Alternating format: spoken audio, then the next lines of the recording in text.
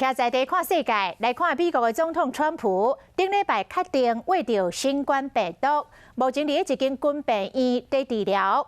川普昨日喺推特发表着新影片，除了感谢医疗团队，伊阁坐着专车到病院外口，甲支持者握手致意。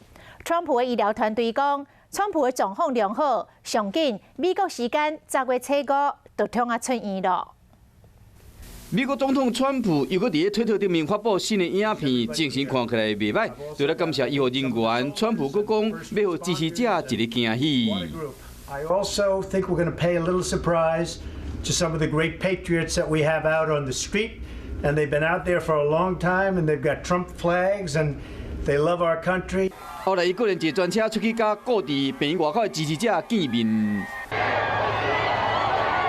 一日车内，川普挂喙暗甲民众握手，也毋过甲共车的执勤人员是穿全套防护装备，形成强烈的对比。川普确诊了，病况安怎？医疗团队甲病叫幕僚长看法无共调。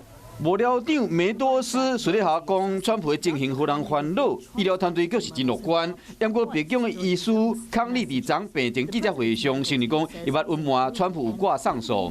I was trying to reflect the upbeat attitude that the team. The president, that his course of illness has had.